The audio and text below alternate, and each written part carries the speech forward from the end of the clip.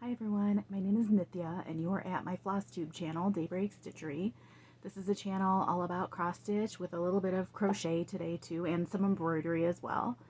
And it's been 3 months since I've checked in with you, so I've got lots and lots to show you.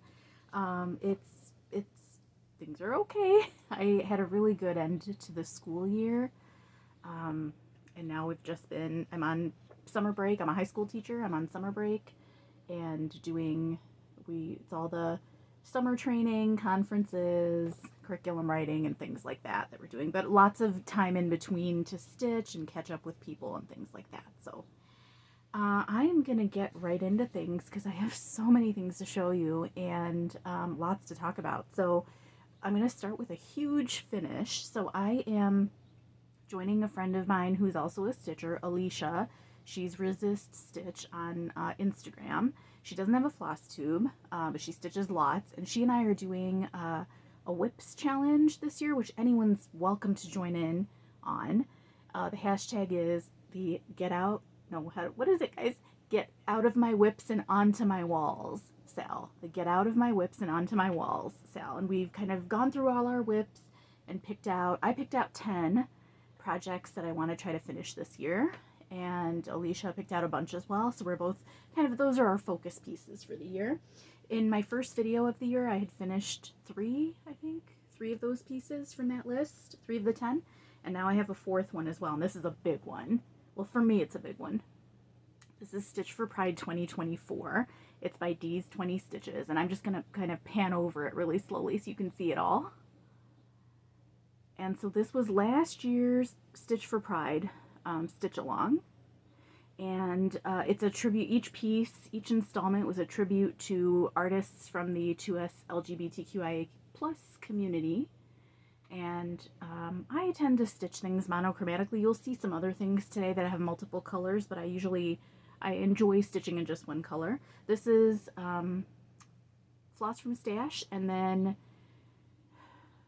the linen, it's a 36 count linen. It's Mountain Air, and the colorway is Fall Prelude, and I decided to stitch in the artists' names as well. And I did that mostly because once I put this up on my wall, I think it'll be a great conversation piece. And there were learning pieces that went along with each of these installments, so now, you know, when people do ask, I will have some information to share, information and resources to share. I loved all of it. This was such a great stitch along. Probably my favorite all-time stitch along that I've ever done. I loved learning about everybody too. And I've made some connections with artists who now I just follow, like living artists who I follow, like Stephanie She right here has been doing some fundraising for Gaza. She has a contact in Gaza City who's been able to gather food and feed people. So she's fed like thousands of meals to people. So she's running a kind of an ongoing fundraiser, and that's been pretty cool. I would have never even known about her at all if not for this sale. So it's probably past now because it's Monday, but over this past weekend, occasionally Dee will make these patterns available to buy. They're not just for sale. You can't go out and just buy the patterns, but occasionally they come on sale.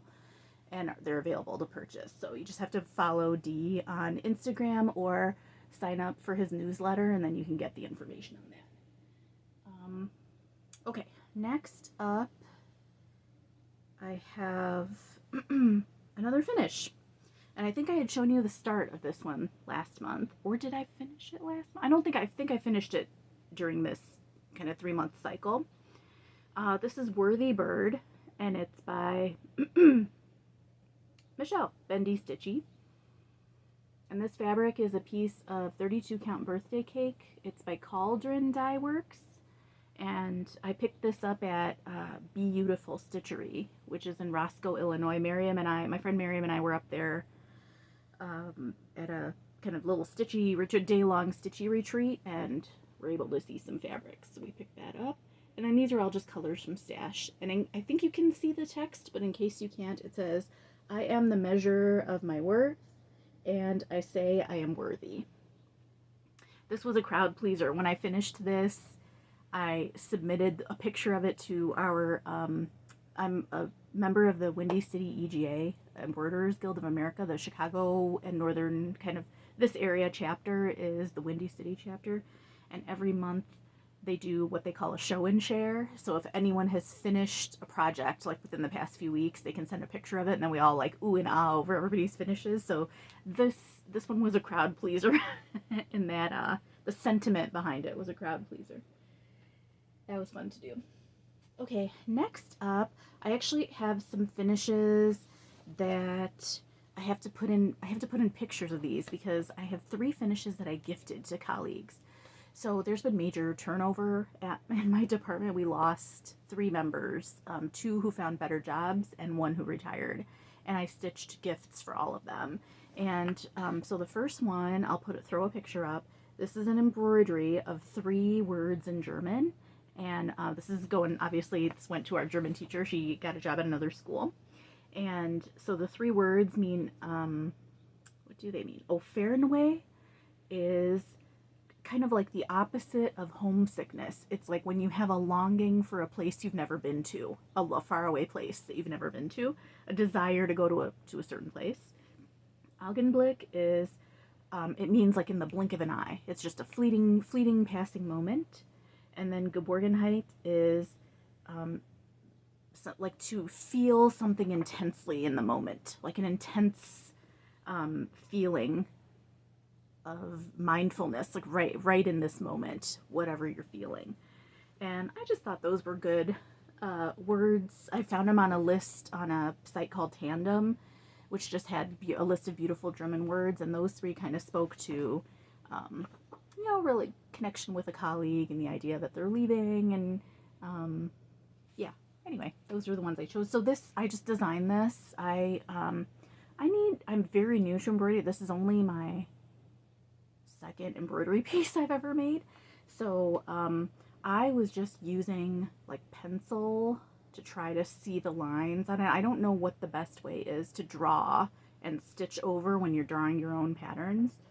I have a silvery pencil, but it wasn't really marking on the dark fabric, so I don't know if anyone has recommendations on what exactly to use to draw designs for embroidery, especially on darker fabrics. Let me know.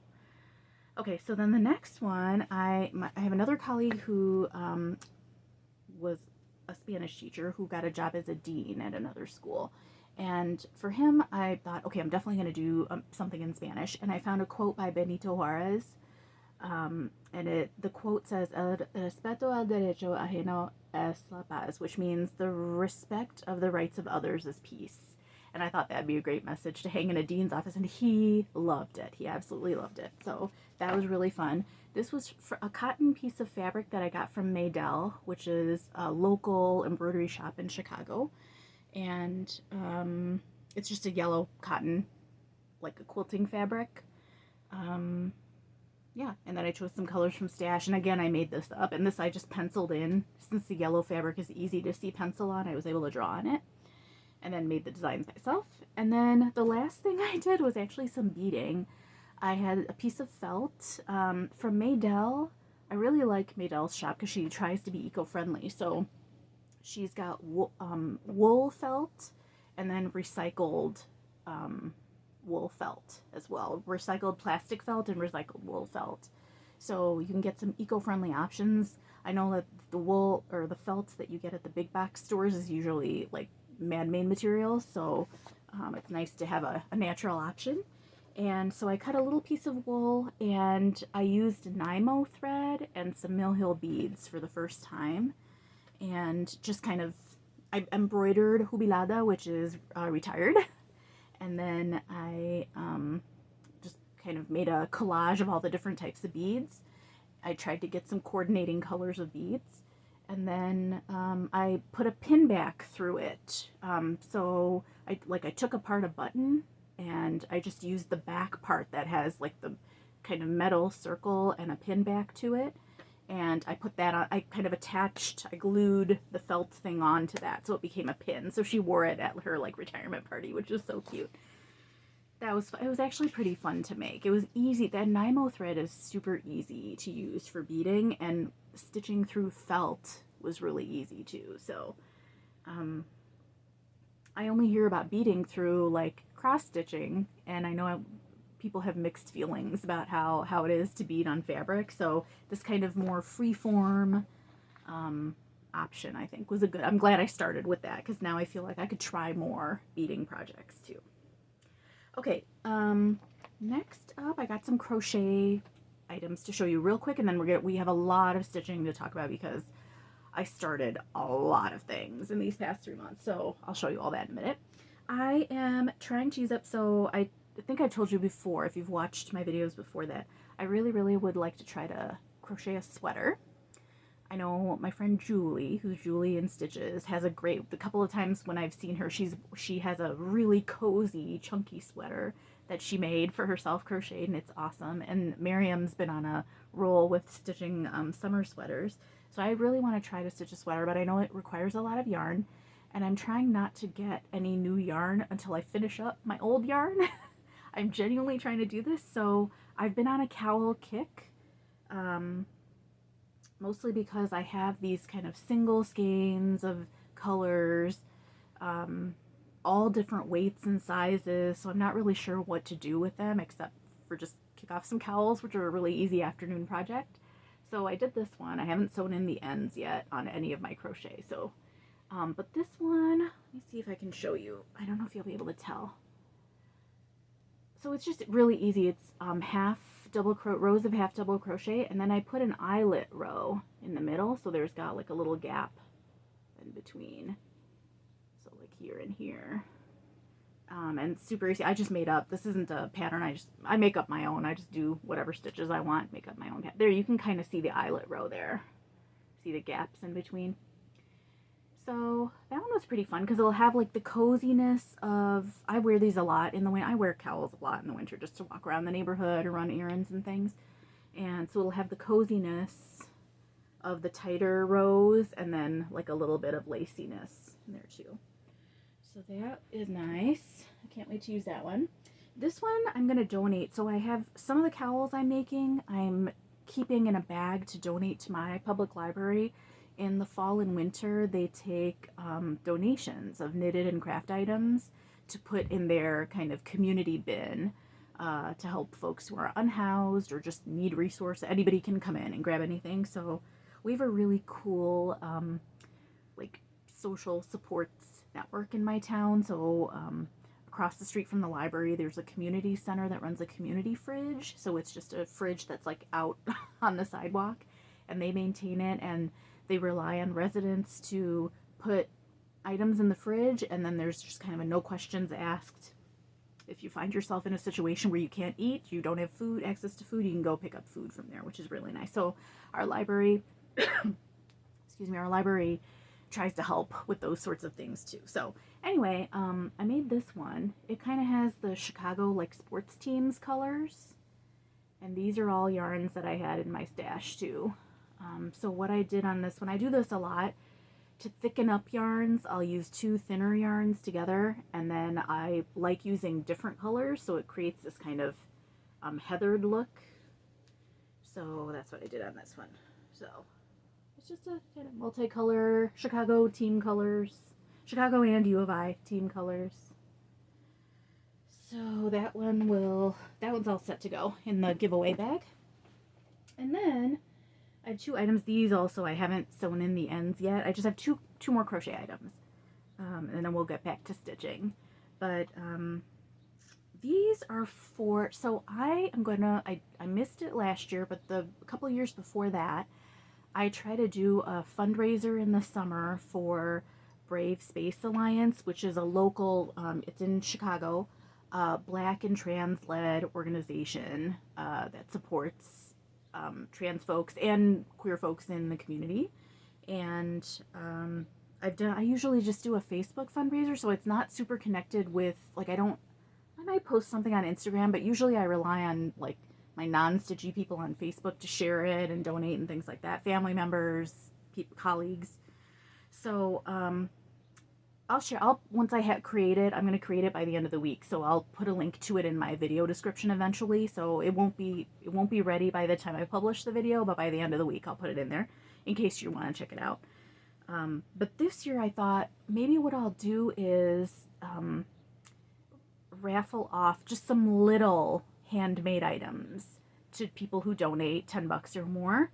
And so I'm making sets of washcloths, 100% cotton washcloths. So this is one set. So I'm pairing a multicolor with a solid color, like coordinating solid color. So that's the first set. So I'm going to do sets of these, and I'll just kind of raffle those off to folks who donate. And then, what was I going to say about it? Oh, this is just from my big box store. It's like a basic cotton from my big box store, but I was able to use the, is it Everywhere is Queer app?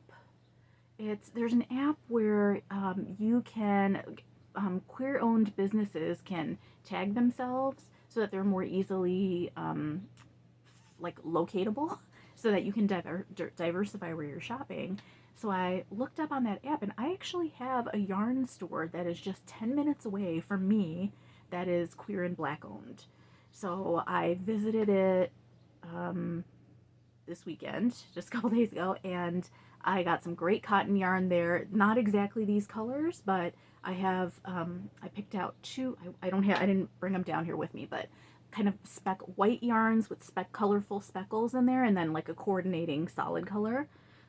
Also 100% cotton, and I was so glad to be able to shop at that business, and she's really lovely person, and I'm hoping to connect with them. She does some, the shop name is Die Hard Yarns, and excuse me, and she does some stitch-alongs, I think.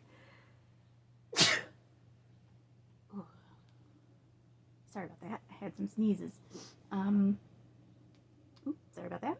Who was I talking about? Oh, Die Hard Yarns. She does some stitch-alongs. I think she said on Wednesdays. She does Zoom stitch-alongs too. So I'm going to try to check out some of her events. And I told her I'd go back and show her some of the washcloths that I made too. So anyway, look out for that. I'm also going to try to embroider, because embroidery goes so much quicker. I can finish something small in just a couple hours. I think I'm going to embroider I'm going to get some tiny hoops and embroider some tiny, maybe it'll say Pride or Love or some, I will think of some tiny embroidery things to make too, and those will be part of the giveaways too. Okay, I'm going to grab some whips and then be right back. Okay, I forgot to, I have other resources to share before we get tucked into whips. I watched a really great episode of a video on YouTube by the Knitty Professor. Do you all know about her already? Her name is Virginia.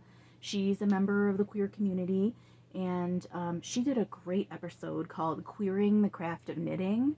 Very inspirational and hope-filled, so I definitely recommend to watch. I've watched a few of her videos and really enjoy them. And then she also recommended this book, which just came in from the library, but I haven't read it yet. Worn, People's History of Clothing. She did a little kind of book review on one of these based on a couple chapters in this book. So definitely gonna take her recommendation, check that out. But I recommend her channel. She's got really wonderful, inspiring things to say in multiple videos that she's recorded. So that's a definite. And then book recommendations. Hang on. For after stitching on Stitch for Pride, I had already done all the learning pieces, so I thought, well, let me try to do some reading this month too. And so I have a couple book recommendations. My favorite one, I've been reading a lot of graphic novels by queer writers, but this one's my favorite, by Cyan Rose, and it's called Our Work is Everywhere, an illustrated oral history of queer and trans resistance. It is awesome. It's just like interviews with all different types of people from all walks of life, and they're just talking about what they do, their work, their lives. And normally I don't really pay attention to, I mean, I know graphic novels, part of the artistry is not just the words but the imagery, but usually I'm not super drawn to the images, you know. I don't stop and think too much. But this book has really beautiful imagery. I'll just show you one page. So like the interviews are in like these little thought bubbles like this. You read about their experiences, and then there's beautiful illustrations that go with too. So I really like this. I'm enjoying this one a lot. And then the other one I haven't started yet. This one also just came in from the library. It's been on my list for a little bit. This is The Prophets by Robert Jones Jr. You're gonna know Robert Jones Jr. because this is, you know, the disagree quote that everybody's stitching on right now. That's his quote. He said that. So he's black and trans. No, black and queer, not trans. And I'm curious to see what else, if he could write those beautiful words. His writing must be awesome. So I'm curious to see how this goes. I'll keep you posted on that one. Okay, let's talk about some whips. So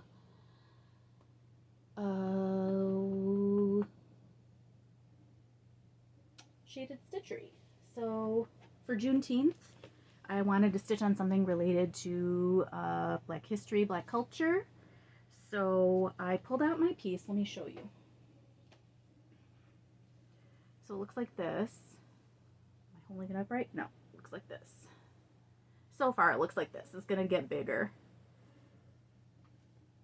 Okay, so what I'm doing is I'm combining two of Nuri's kind of pattern designs. So one is the Closely Kept series, which here's the fourth one in the series, and it's based on these tin types, which I think are from the Smithsonian. Hold on a second. No.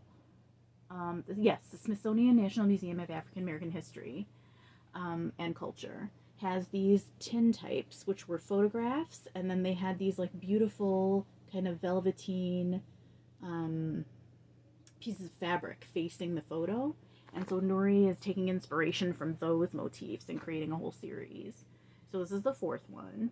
And I'm taking all of that series and stitching them on one piece. So here's part 4. I don't know which parts these are. This was one, and this flower is one. But then I'm spacing them apart because in the gaps, I'm filling in the gaps with motifs from the array, which is this pattern here. This is array number 1. There is another one, I think. There are 2 so far. And so, for example, these diagonal, like wide and skinny lines, that's what I'm using to fill in this gap right here. There's another floral, like a row of flowery things that are going to come here. I'm going to choose something. I think I did already choose. Oh no, I haven't chosen yet, but like right. So this diagonal lines pattern is going to end right here, and then I'll start filling in something else to go in like into here, and then I'll change it up again. So I'm missing one of the Closely Kept series, so I'll probably have to put something here, the motif that's missing. So then I will just fill in those, like the gap up here, this gap down here, and then this gap. I'll fill in with some of those from the array. So that's the plan. It's just going to be kind of a Nuri collection, a shaded stitchery collection going on to this. And I really like how it's going so far. I mean, I'm trying to kind of hug the outline of the pattern as I fill it in. And I sort of like that effect. So this is an 18 count barnwood by Picture This Plus. And the thread is sulky. It's dark chestnut is the colorway. And so that's what's going on there. So that's been fun to work on. And I'd like to keep going back to that one too. Okay, next up is one of the pieces that I'm actually supposed to be focusing on, believe it or not, is my Baldequin Birdies, which is the Modern Folk Embroidery 2025, this year's stitch along. And I restarted it. And I didn't bring my old one down here. It was on a 36 count linen 2/2 with a couple of different colors from Stash. But I have been stitching more and more on this 27 count Linda because I can use with one strand on it. It goes super quick. And so I did all of this. So I think this is going great. I'm going to keep going on this. Now I feel like I can definitely finish this. I really wanted to finish by December. Technically, it's also my guild challenge piece. So my chapter of the guild, everybody people who want to participate, choose a piece that they find challenging. They make it their challenge piece. We kind of work on it throughout the year. We share, talk about it with each other. Everybody knows what everybody's challenge pieces are. And then for folks who finish them by January, we're put into a raffle to win like a free membership for the year. So the rewards are not super, it's not a huge thing that you win or anything like that, but it is kind of nice to have, a piece, a kind of a conversation piece in the chapter. And it's nice to be part of a stitch. This is kind of what the stitch along is for our chapter. This is what we're stitching along on. So everybody's got their own pieces. Everybody in the guild has their specialties. So there are folks who bead. There are people who do embroidery, crewel work, lots of needle pointers. So everybody picks, even crocheters and knitters. Everybody kind of picks their piece that they feel excited to finish. And it's kind of neat to see everybody's progress on that. Okay, next up, I had another restart, also on a 27 count Linda. I'm going to have to throw up a picture of this. So this is Ocean Dweller.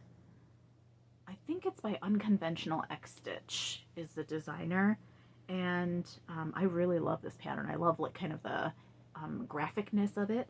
And I'm going to give it a go on a 27 count Linda just because, again, it works up so fast. So I've just gotten the teeniest little start on it. I'll try to keep the picture up when I'm talking, but sort of the outlines that you're seeing, the really dark outlines, those are mostly in navy blue, like a dark blue. So that's kind of what I started here, working on that bit. Super easy. This was a day, like an afternoon. I got a bunch done, so... 27 count Linda is that's the fabric that I used. Let me see if I have it down here. My put a bird on it. Let's see if I can grab it without knocking everything down. There we go.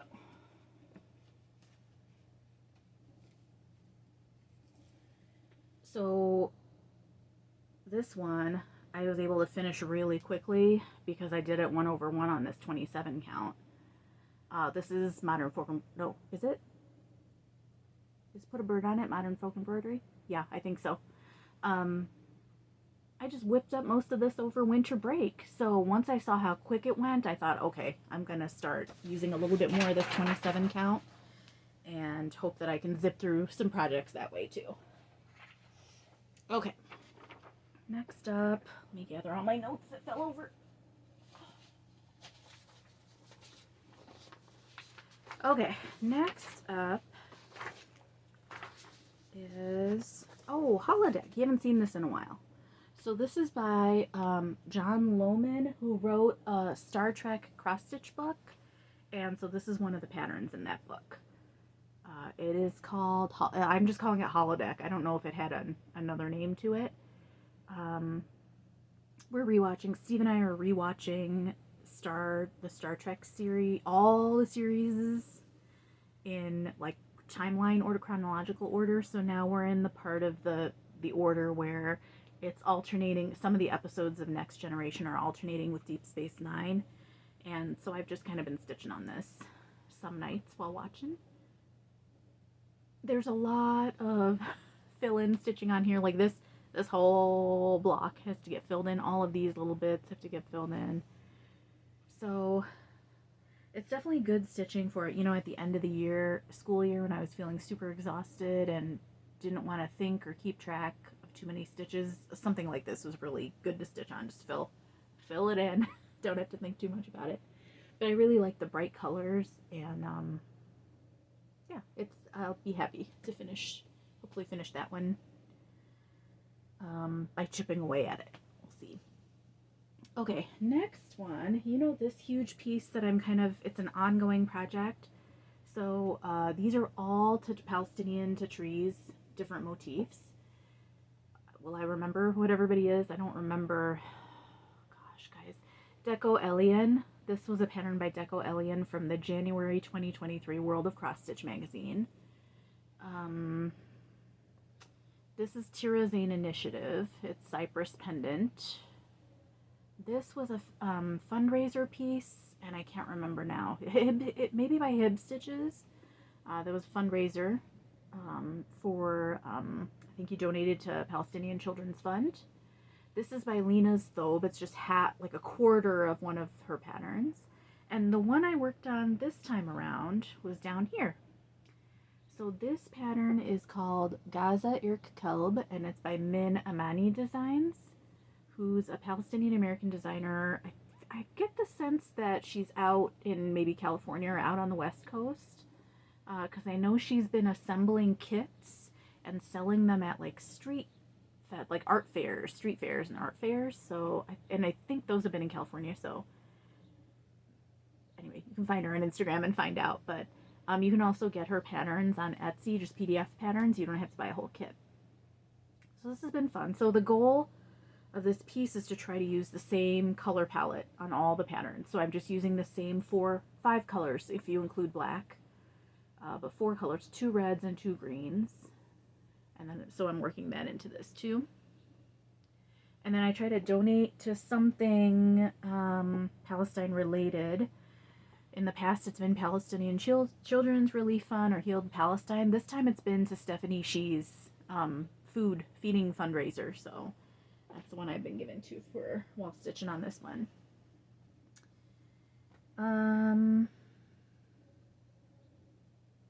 Oh, sign up if you haven't already. Sign up for the newsletter for Tatriz and Tea. That's Wafa Ghanayem's website. And I attended a lecture. She gives these Zoom lectures on Palestinian textiles, and they are so super fascinating. And so I did one, oh gosh, it must have been at like the end of May, early June. So she did it very recently, but every once in a while, she'll say, okay, I'm doing a Zoom talk at this day and time. You have to buy a ticket. And then she's kind of an expert now on Tatriz embroidery. Like she had a stint at the Met where she got to go into all their archives and study their pieces. And she's also building an archive of pieces, and she has some really cool things to say just about museums in general. Like she had this, let me think of how there's this concept of repatriation, where if a museum, like a Western museum, is holding a piece by an Eastern culture, there's a pathway to like returning it back to the culture it came from. Well, she says, well, if that happens and the Eastern culture gets their piece back and then just puts it back into a museum, that doesn't help anything. Like if you don't study it or create new practices from it or use it as a active learning piece, then that's no different than having it just sit in that Western museum. So she has this term she calls rematriation, which is where you not only return a piece, but actually reconnect the fibers of like the connection to its culture, which I think is such a cool idea. So she taught just like little things like that. If you get nerdy about that kind of stuff, you would love her talks. And there was something really cool. Actually, hold on, I'm gonna check my notes. Oh, she was talking about ideas for future projects she wants to do about kind of keeping trees alive and keeping people informed about Palestinian embroidery. And she was talking about what it's going to be. She has a child who's pretty young, and she was talking about what is it going to be like for her child growing up alongside children who are growing up in Gaza who are like amputees or orphans or like have very serious situations that are so different from her child growing up in the West, and what is their experience going to be like? Oh, look at these children who are growing up with all this now. What is their experience going to be like engaging with fabric and textile? So she's kind of thinking towards future projects with those kids in mind, which I think is just so incredible. So anyway, to trees and tea, sign up for the newsletter, and you will not be disappointed if you attend one of those talks. That was just so cool to hear about that. Okay, next up, do I have any other whips? I think those were all the whips. Okay, so I have a whole bunch of new starts. I started just everything. I stitched my feelings. I stitched to process everything that's going on right now. So like this next set of things is almost like a picture book connecting to like, it's a sign of the times when I'm stitching on, and a sign of my feelings and what I'm thinking and who I'm wanting to connect with too. So let me get all that together and I'll be right back. Okay, so if you are like me and you enjoy the creativity of new starts, the inspiration, the like spark of energy and joy that comes around starting new things, and then at points in your life you feel guilty afterwards for starting new things, I have a video to recommend to you.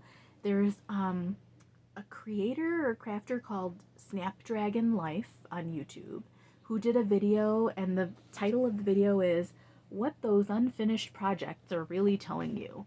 And I think it's a really great video about, she sort of talks about how ingrained we are when we start creative projects. We have it so much in our mindset that everything has to be productive, that creating and not finishing a project is somehow undisciplined. We have all these things we tell ourselves that are tied to like systems of producing things. So she gives a little talk about disconnecting from that, which I think is really cool, and it also enables me in all these starts. So I recommend that one for sure. Snapdragon Life was the channel. I'd only seen that one video. It came across my feed, but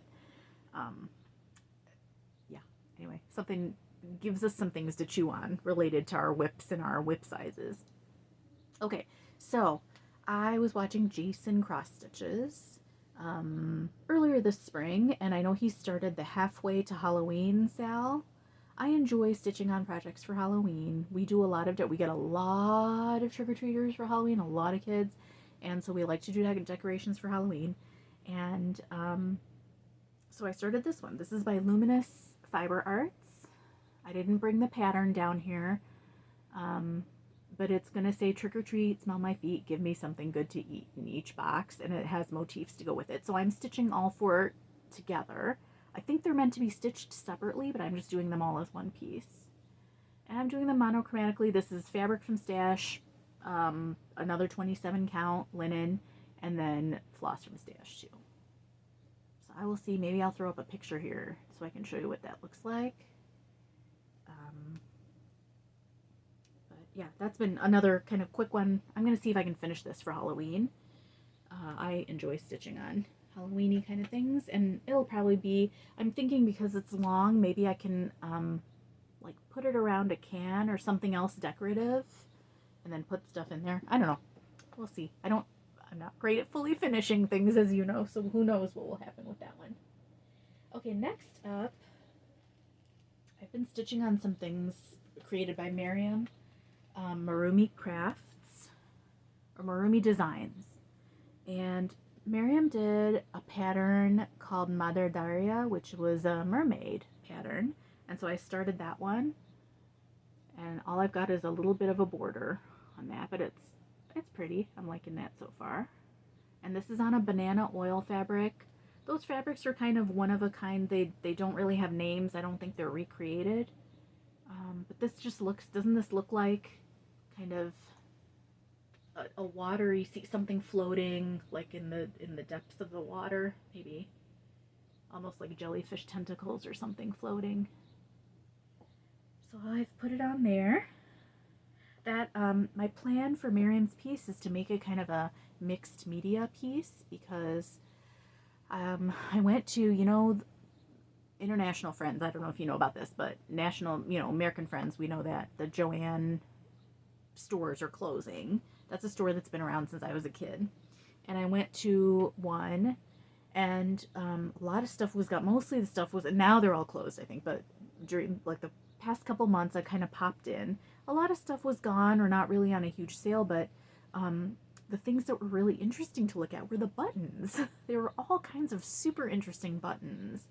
And so I picked up some, I don't have them here with me, but I picked up different kinds of buttons that looked like kind of sand dollars or shells. Just different sea themed. Fish, I got some little bone, like out of, not bone, out of coconut shells. They were beads shaped like fish. So I'm going to incorporate those into this piece as well, and sew in some buttons and kind of textural things in there. So that will be fun to play around with, I think. Okay, next up, I joined a Sal, and I've kind of been putting off joining Sals from this designer, but I've been staring at everybody's work on these, so I finally joined this one. So this is the Aviary Sal by Lola Crow Cross Stitch. And so it's going to be kind of this structure, this greenhousey sort of structure with, it'll be filled with birds. So clearly I haven't gotten very far at all in it. You can see a little bit of an owl popping in there. This structure is really beautiful. It's all like my favorite colors. It's teals and yellows, which are two of my favorite colors to stitch with. And so there have been many installments of this that I have not kept up with, and I won't be keeping up, but it's just fun to work on. Also, you know, I mentioned that I've been stitching kind of to process and react to things that have been going on, and I was actually at the National Aviary, which is in Pittsburgh, in the spring. So Steve and I, you know, we love to travel, but we can't afford to travel ever since we got our house. So we have been getting the travel bug big time, and so this winter I just researched like cheapest flights from Chicago and Pittsburgh. Steve and I could both fly round trip to Pittsburgh for just $200 total. So we're like, okay, book it. We've always wanted to go see that city, and it's an incredible city. It's such a fun city, so much culture. We got to see so many cool things, and we were only there for like 3 days. We didn't get to do everything that we wanted to do there, but one of the things we did do was go to the National Aviary, and it was a really cold, the day that we arrived, it was so bitingly cold, and so we were looking for warm places to go to, and so the tropical climates of the aviary, subclimates in there, were perfect. And so this is kind of it'll be a memento of our trip, so it came at the right time. So I'm excited to join in on that. Pittsburgh was very cool. We didn't get to see this because we just didn't have enough time, but they have a huge theater district there, and they were doing a production of Madame Butterfly, but with an all Japanese cast and crew. So they were super excited. Like, they were doing matinee shows, and they had theater staff like out on the street just talking to people about like, hey, this is what our show is about, and they were super excited about it. Pittsburgh seems to me, the impression I got was that it's a city full of people who are just excited to be there. The airport staff were so friendly and chatty. Like, coming from O'Hare, where everybody is just miserable, you get like yelled at all the time, and people just seem super unhappy. It was like the total polar opposite. We got to see the August Wilson Museum. There's a fantastic museum dedicated to August Wilson, who's a Black playwright, who's kind of like a legendary playwright, who created, I think it's called, they refer to it as the Century, but it's a set of 10 plays that all kind of span like multiple decades of Black history. and current times as well. I mean, it comes all the way through to contemporary times, and I think Netflix is adapting. I thought I saw a panel at the museum that said that Netflix was adapting those plays to movies. So, but that was a really cool very cool museum, because his plays basically like are snapshots of history through time. Very cool. So we had a great time. We got to see and do a lot of things there. Okay, coming back to Maryam. So Maryam designed this really pretty piece. I'll have to put a picture up of her finished one. It's called Against the World. And this one I started last month in May for Marumi May. You know, a lot of people stitch on Maryam's patterns during the month of May. So that's what I started this. So this I was going for a color on color. This is a Live and Die LA. I think it's lychee. And it is a 22 count, and I'm using one strand of like a pale pink floss from Stash. So it's nice. It's kind of a very light. It has a very light effect on it, which I think is really pretty, almost like a shadow. So that's been fun to work on. I also joined the Strawberry Moon Sal, and for that one I picked up this pattern from Yasmin Made with Love. She has a whole fruit series that she's doing, and so it's just fruit in a monochromatic color with like an interesting border around it. So I picked the strawberry one for that. And this fabric is it's a gift from Julie and Stitches, and it's Kaylee, my very first Kaylee tent stitch fabric, and it's called Stonewash Jeans. And thank you, Julie. I love it. It's really nice. It's very soft, really nice to work with. And what I love about it for this pattern is that it's going to take up just one of these, like, see where the fold lines fall? So I should be able, if I want to do more fruits in the series, I'll have plenty of room where I can space them out and do those. So, but that's been really fun to work on. And I got all this done just like in June, I think. So I started, Strawberry Moon Sale was in June, right? That's this month. I actually got to see the Strawberry Moon. I was, my nephews play baseball, and so we went to a couple of their games, and one of the games was super late, and the Strawberry Moon was coming up as we were heading to the car afterwards, so it was really neat. Okay, thanks, Julie, for that fabric. I love it. And then I got another piece of gift fabric from Maryam, and that's this Evil Queen by Stitch Me. Take a look at that. Isn't that nice? I think this is a 20 count fabric. Well, I started a project on a whim, and it goes with my garden. I'm really enjoying my garden, so I started The Birds and the Bees by Ink Circles. It's a pattern I've had, and I'm super excited to work on it. And I chose purple and yellow because a lot of native prairie plants are purple and yellow. And the first flowers that came up in my garden were yellow, my fall sunflowers. So that's what I'm going with. So I got a bunch done on this. You do have to pay a little bit of attention because there's like these lines kind of weave in and out. You want to make sure you do the right number of stitches, but I think the effect is really lovely. And I'm using just one strand of this kind of buttery yellow floss from Stash on this fabric, and I really love it. Thanks, Maryam. I'm putting it to good use. Really enjoying that. Okay. Next up. Oh no, I got a note on that one. Everybody watching Sebastian, who's Bees and Tees stitching, they're doing a stitch along for Sebastian's birthday. And it's called the Artisy 50th B-Day Sale for Sebastian's birthday, which I think is in August. This is an August start.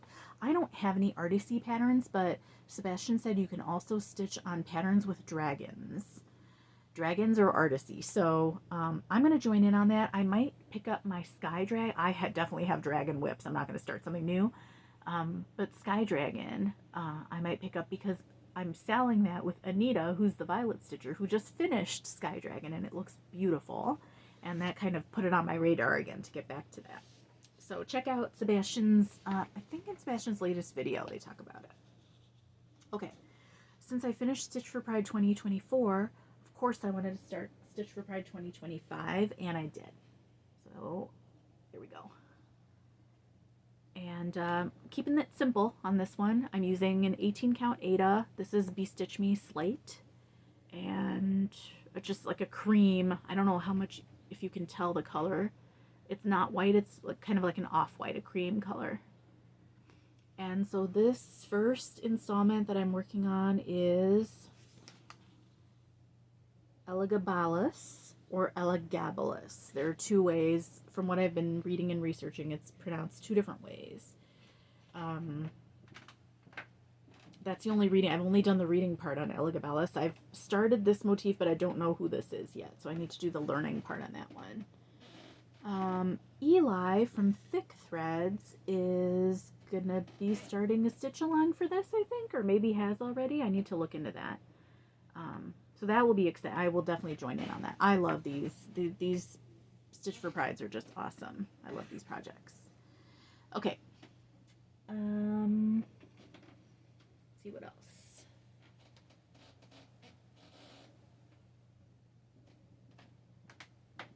I put a note to mention there's going to be one of the patterns on the 2025 Stitch for Pride. I haven't come to it yet. It's going to be like on the opposite side, is a piece of braided sweetgrass. And you guys know I love the book Braiding Sweetgrass by Robin Wall Kimmerer. But I was also going to recommend Robin Wall Kimmerer's next book, which just came out. And it's really just like a novella-sized tiny thing. It's The Serviceberry. It is so, so good. If you think that our culture is kind of addicted to money and accumulating wealth and wanting things, and you want to see what an alternative society kind of looks like, she lays that out a little bit for you. So she talks a lot about what's considered a gift economy and what it means when you don't focus on getting, but when you focus on giving. It's like a balm for the soul, definitely. So I recommend that book, and I can't wait to get to the sweetgrass segment on Stitch for Pride and learn who that is and what that's all about. I was also at so I made a bucket list, kind of a summer bucket list of things that I want to do around town, and one of them is was a First Nations art exhibit at the Block Museum. It's the art museum that's on Northwestern's campus, and so I was there the other day. Steve and I went with a friend, and it was incredible. We saw the coolest stuff on display. It's a free museum, so if you're in Illinois or in the Chicago area, head on up to the Block Museum. They have a fantastic exhibit on right now, and it's called oh gosh, I think it's Shagagoinek, which is like the First Nations name for Chicago. That's where the name Chicago came from. And there's a really cool artist named Nora Moore Lloyd. Like, these are all contemporary artists, contemporary First Nations artists. Nora Moore Lloyd, I think is her name. She's Ojibwe. And she does baskets, and they look just incredible. They are like sculptural masterpieces, these woven baskets. She incorporates like copper, birch bark, no, is it ash? I think black ash trees are a huge part of Ojibwe culture, so she uses that. One of the panels at the museum was saying that, you know, in a lot of First Nations cultures, black ash trees, I think it's because of how they peel off, like the bark can peel off. That was like their paper, so that's how they would like either draw or make notations. And the museum even had like birch tree cutouts of someone who, like a beader, someone who made bead designs, who used birch bark as like templates for the designs they were making. So they kind of served it. Anyway, lots of cool stuff there. We're getting off topic. Back to the stitching. Okay. Next up. Okay, so I'm stitching a tribute piece to Minnie, who is all X's, I think a lot of you probably watched her as well. Minnie passed away recently. She's a Flosstuber who passed away recently, and she was just a gem of a human being. Very sweet, so fun and funny too, and she was one of the early Flosstubers who I watched once I knew Flosstube was a thing. And I feel lucky because I actually got to meet her at StitchCon when Sarah and I were there. And she was just a lovely person. And I wish I'd had a chance to just have more conversations with her. But I wanted to stitch a little piece that would just remind me of her. And I chose a tiny Halloween piece. It's called Drive a Stick, I think. And so it's going to be, I'll have to put up a picture of what it is. I left my pattern upstairs. But this is by Sue Hillis Designs. And it's a hat and a broom. And it says, "Yes, I can drive a stick." And it'll just be like a tiny little piece. When I look at it, I'll kind of remember that I mean, one of the best things about Flosstube is all these little connections that we make, you know, and little things that I stitch or see kind of remind me of many of you. I think of all of you. So I'm hoping that that's what this will be. This is on a 32 count Heather by Picture This Plus, and I'm stitching it over 2. I'm just using colors from Stash to do that. Didn't this hat already turn out so cute? So I have to find, it calls for 2 shades of orange, so I have to dig out a darker orange to finish up some of the little bits on there.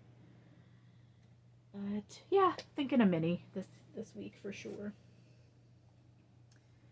Okay, next up, you know, we have a second Maryam in our stitching community, Crafty Yams, who is also a very cool floss tuber and a designer.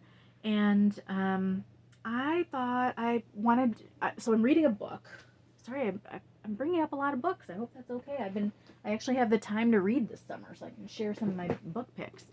So, you know, with stuff going on with our country in Iran right now, my biggest influence on learning about Iranian culture, it should be these 2 Maryams, but before I knew these 2 Maryams, it was Marjan Satrapi, who's a writer, and you probably remember her book Persepolis from like the early 2000s.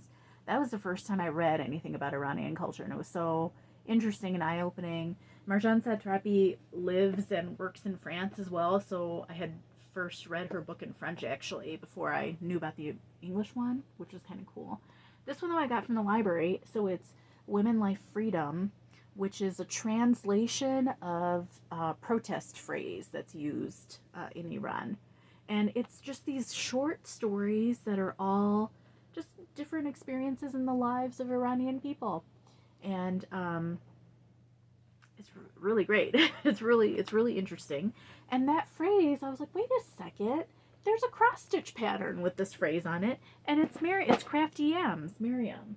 She designed a pattern, I don't know how long ago it was. It's been a while, called Women, Life, Freedom, and it's available in the original language as well. And it's got some kind of pomegranate branches all around, and then the phrase in the middle. And then the pattern itself has some interesting cultural information. I think the proceeds get donated to some different causes, and then they also have a list of different causes you can support. So it's super informative as well. So that was interesting to work on, and I felt like it was a good compliment for what I was reading too. I really enjoyed that.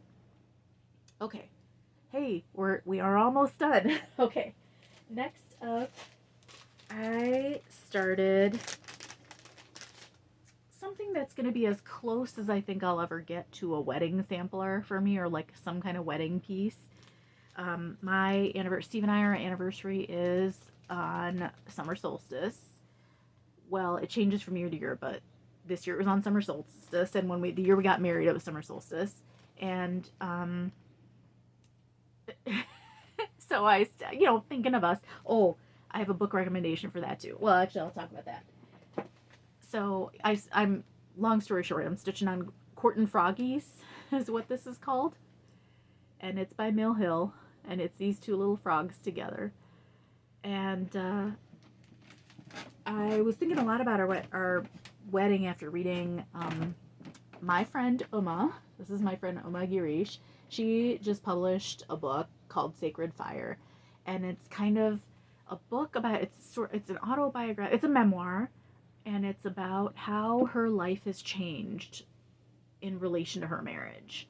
And she has a really great marriage with her partner, and but it's had its ups and downs, and so she's very honest about things like that. She's a really like down to earth, very thoughtful person, and reading the book was kind of like reading just like sitting and having coffee with her and talking about life and things. And it just got me thinking about my own life and things. And so being in a kind of few months of my life here where I feel like everything in life is sparking me to stitch something related to it, you know, with the thoughts I'm having, I thought, well, I want to stitch a little piece that kind of commemorates me and Steve. So this is about our vibe right here, more than any kind of sampler. So I have a piece of a fabric called Lily Pad, and it's by Picture This Bless. And so that's what I'm stitching on. So it should be perfect for that. So you're seeing the start of one of the little frogs and one of the little lilies right there. So this is actually unconventional for me. It's 1/2 on a 32 count. I don't know if the weave is just a little bit tighter, but it works. So it's not a problem. I'm stitching 1/2 on that one. And I mean, the stitches are actually, oh, you know what? That's because this is not a 32 count. I think this is a 40 count, maybe. It could be. So I'm stitching just 1 over it. I think that's what it is. It's a 40 count, so I'm stitching with just one strand. But anyway, here's what it'll look like when it's held back. So it feels like it's going to be a perfect fit. Okay. Next up, I joined in on this, I think it's a stitch along. I don't know if this is a stitch along or if it's just a lot of people stitching on the same project. You know, there's the velvet pony pattern called Wings of Spring. So I started on that one. So it's like winged creatures, really brightly colored winged creatures. And this fabric, I actually dyed myself. So let me hold it up and show you what the whole piece looks like. Looks like this. And I dyed it at my public library. So my public library just had a, you know, come tie-dye something, like a tie-dyeing day. And they had a table set out in front of the library, and it was kind of an all-ages thing. You bring the clothing item, and then you could use like their tubs and their dyes and things like that. And I was like, okay, I've never dyed anything. I'm going to take a piece of 27 count Linda and go dye it. So, and then when I finished dyeing it, I thought, well, what it looked to me like was kind of like a watercolory image of a garden, because it has sort of greens in the background, but then these like pops of color for like flowers. So I thought, okay, I'll do some kind of nature inspired thing on this. So that's what's going on. That was fun. I had no idea what to expect from it, but it ended up going really well, I think. Okay, last up, final one. I have a, did I show you all the other stuff? Yeah, I think I showed you everything else I want to show you.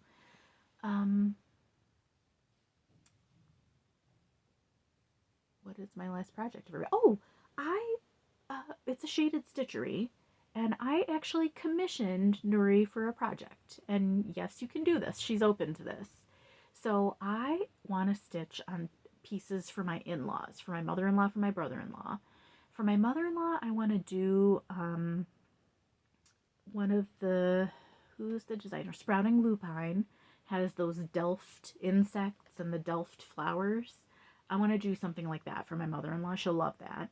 But for my brother-in-law, I thought, oh, maybe something with words, with a saying. And I was thinking of maybe Fight the Power. He's listened to Public Enemy before and likes Public Enemy, and that, I feel like that is, the words to that song are relevant today. And then I was thinking, okay, well, I usually chart out words myself, but wouldn't it be better, since it's Black culture and Black music, to connect with someone from the culture to chart it out for me? So I asked Nuri if she'd be open to it, and she had time, so she went for it. And so that's what this will be. So I don't have much done right now. I have like the beginning of an F. So I'll have to work on this a little bit more. This is 18 count Black Ada, and I'm stitching it 2/1. So I will keep you posted on how that goes. I think I will be able to finish this for Christmas, which is what I wanted to do. I usually see them at that time, my in-laws, so I'd like to take that down. Okay, I think that's everything. Thanks for your patience and for tuning in. I feel a little out of it sometimes. I haven't been sleeping super well. But, and I don't know if it's because I've left a gap in recording now. I only really record quarterly to check in. But part of me feels like a little hesitant to record every time because I'm just not sure. I think I'm just I get out of practice because I haven't done it every month. So I appreciate you if you're still here and you're tuning in and you return for your visits. I always appreciate you. Thank you so much for thinking that this is worth spending your time listening to. And I hope to check in with you and hear from you soon and maybe chat with you. I've got time on my hands for a little bit here, so if anyone wants to do like a Zoom stitch and chat anytime this summer, let me know. I would love to do that. So yeah, I think that's about it. Thank you so much for tuning in. Hope you're hanging in there, and I'll talk to you in another 3 months or on social media. And I'll post my link to my Brave Space Alliance fundraiser. Even if you can't donate, it's no biggie. Maybe if you could share it out, that would be good. Okay, thanks so much, everybody. Bye-bye.